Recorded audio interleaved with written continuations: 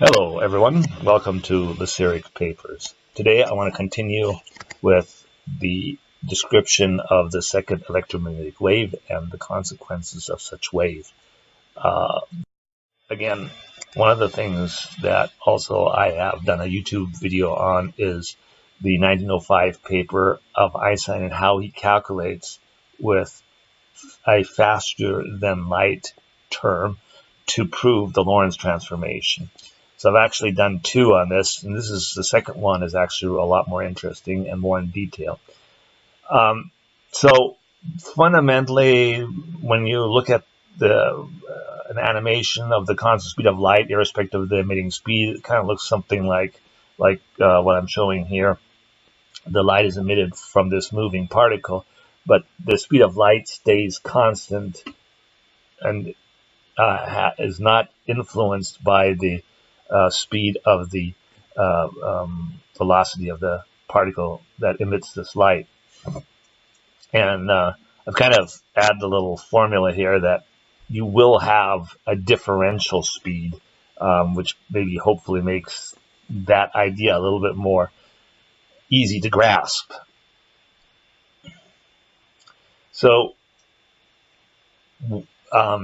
what or how does my theory on the electromagnetic particle wave explain that? So if you can see here, I've shown a helix where these atoms that are spinning off the electron fly in this helix. These atoms have a mass and a charge, and as they fly off the spinning electron, they create their own magnetic field, and this becomes a self-sustaining magnetic field, and that leads to a balance between the force of inertia and the force of the electrostatic force. And I'm making it a little bit more simple because, of course, it's a magnetic force, but fundamentally, it'll be equal to the electrostatic force. I can simplify the math and just say, okay, the centrifugal force is equal to the electrostatic force. And so as you can see, as Q0, which is the charge, and M0, which is the mass of this atom, are constants, the speed of light will become a constant.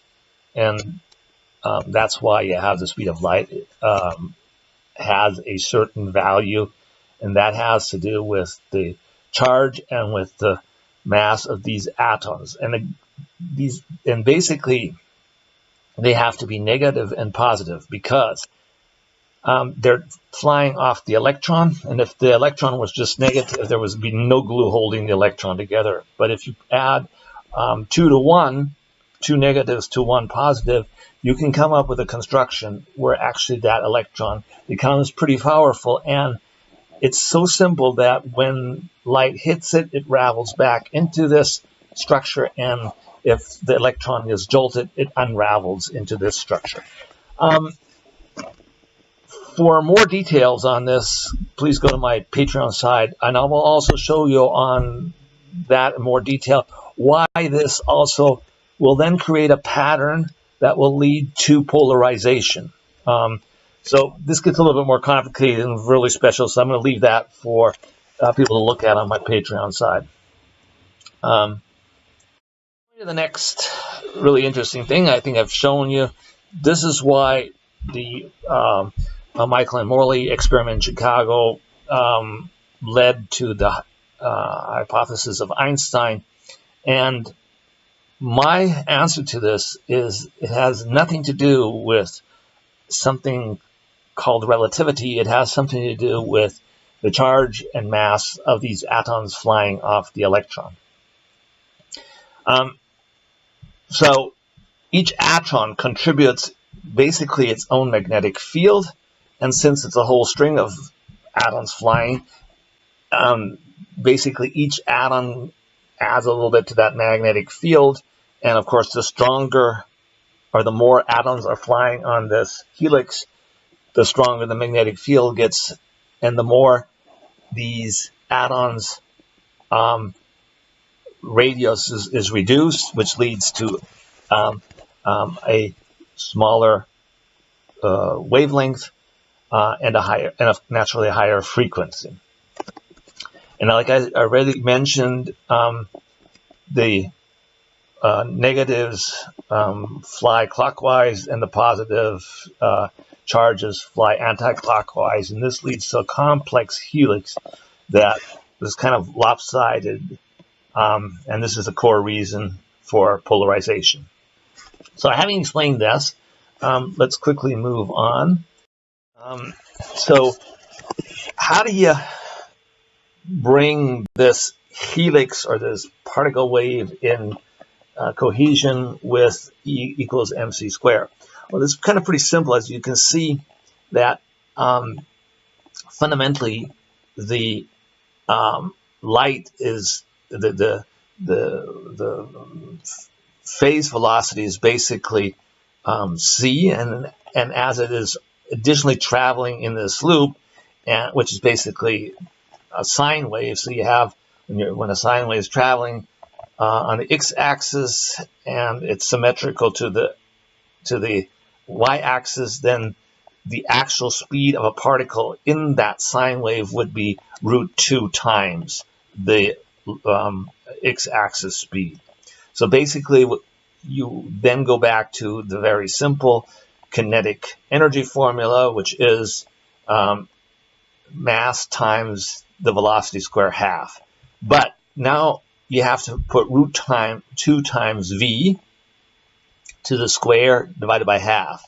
And since √2 square is 2, the 2 cancels each other out, and then you have only m0 to v square. But since the velocity square is a constant of c square, then basically, as you can quickly see, you get m0 c square. And why that m0 is just one atom.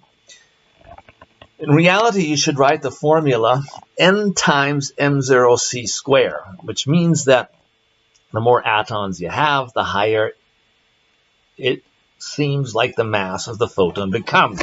And this is really linear, directly linear to n or frequency.